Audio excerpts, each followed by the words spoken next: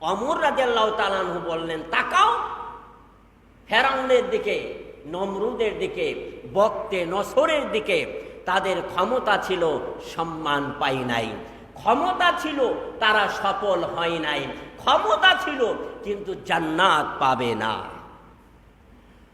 ওমর বলল, বংশের দিকে তাকাও, বংশের মাধ্যমেও জান্নাত পাওয়া যাবে না।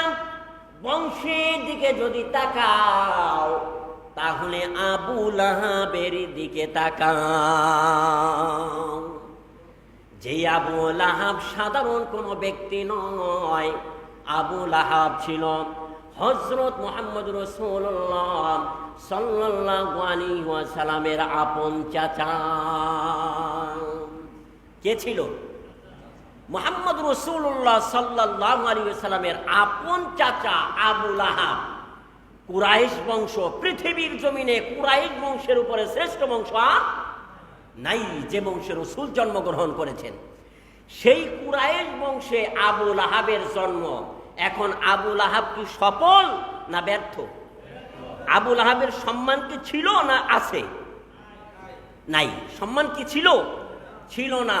ক্ষমতা ছিল, বংশীয় বড়াই ছিল, কিন্তু জান্নাত পাবে না। তাহলে এখানে বোঝা গেল যে ক্ষমতায়ও কি সফলতা আসে না, ক্ষমতায় জান্নাত পাওয়া যায় না, বংশের গুণেও জান্নাত পাওয়া যায় না, বংশের গুণেও সে সফল হতে পারে না, বরং ব্যর্থ। আসেন এইবার আমরা অর্থ করি, টাকা পয়সার দিকে যদি আসেন, ওমর রাদিয়াল্লাহু তাআলা আনহু বলল, তোমরা কারুনের দিকে তাকাও। কার দিকে বাবা? কারুনের দিকে তাকাও। হযরত ওমর রাদিয়াল্লাহু তাআলা আনহু বললেন, কারুনের যেই সম্পদ ছিল, অর্থ ছিল, সম্পদ অর্থ রাখার জন্য যেই গুদামের চাবিটা ছিল, ওই চাবিটা বহন করার জন্য একদল শক্তিশালী মানুষ ছিল।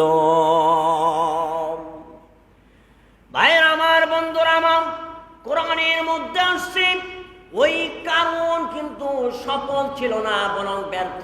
এত টাকা পয়সা থাকার পরও আমার আল্লাহ কারণের অর্থ সম্পদকে মাটির নিচে আমার আল্লাহ তাআলা দাফন করে দিয়েছে। ওমর বলল, কেউ যদি তোমরা অর্থের দিকে তাকাও, যে অর্থের মাধ্যমে সম্মান পাওয়া যাবে, ক্ষমতা পাওয়া যাবে, জান্নাত পাওয়া যাবে, সে যেন কারুনের দিকে তাকায়। সুবহানাল্লাহ বলেন।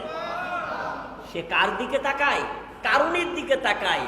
তাহলে আমরা স্পষ্ট এতটুকু বুঝলাম, ক্ষমতায় জান্নাত পাওয়া যাবে না, অর্থের মাধ্যমে জান্নাত পাওয়া যাবে না, এরপরে বংশীয় মাধ্যমেও জান্নাত পাওয়া যাবে না।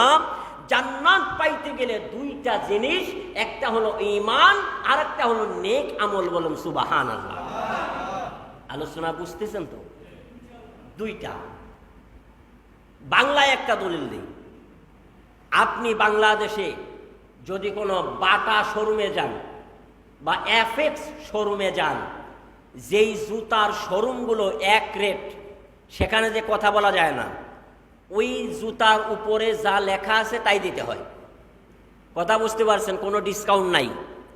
বাটার দোকানে যাই যদি বলেন, ভাই একটা জুতার দাম আছে 1800 টাকা, ভাই 200 টাকা কম নেন, কম দেবে? ভাই কিনলে কিনবেন, না কিনলে না কিনবেন, এক রেট। কয় রেট? এক রেট। কোন ব্যক্তি যদি বলেন, দুনিয়ার মানুষ জেনে রাখুন, আল্লাহ তাআলা যে বিধানগুলো দিয়েছেন, আমি যদি বলি লা ইলাহা ইল্লাল্লাহ, আমি এই শব্দটা গ্রহণ করব, কিন্তু সামনে মুহাম্মদুর রাসূলুল্লাহ শব্দটা আমি গ্রহণ করব না, আমি অ্যাকসেপ্ট করব না, আমি মেনে নেব না, কোশ্চিনকালেও সে মুসলমান ইমানদার হবে না। ওই একটা শব্দ না মানার কারণে কাফেরে পরিণত হয়ে যাবে। কিসে পরিণত হয়ে যাবে? কাফের হয়ে যাবে। আল্লাহকে মানলো, মুহাম্মদ সাল্লাল্লাহু আলাইহি ওয়াসাল্লামকে মানলো না। এখানে কোনো ডিসকাউন্ট নাই। কোনো ব্যক্তি যদি বলে আমি জোহরের নামাজ পড়বো, জোহরের নামাজ 4 রাকাত, আমি 2 রাকাত পড়বো, 2 রাকাত পড়লে তো সওয়াব পরিপূর্ণ না হলেও অর্ধেক হবে। ইসলাম এরকম কোনো নির্দেশ দেয় নাই, কারণ কোনো স্যাক্রিফাইস নাই। আপনার জোহরের নামাজ 4 রাকাত, 4 রাকাতই পড়তে হবে। মাগরিব 3 রাকাত, 3 রাকাতই, 1 রাকাত নয়। আপনার এশার নামাজ 4 রাকাত, 4 রাকাতই পড়তে হবে, 2 রাকাত নয়। ইসলামে কোনো ডিসকাউন্ট নয়, কারণ জান্নাত পেতে গেলে 2টা শর্ত, একটা হলো ঈমান আর একটা হলো নেক আমল। বলেন সুবহানাল্লাহ।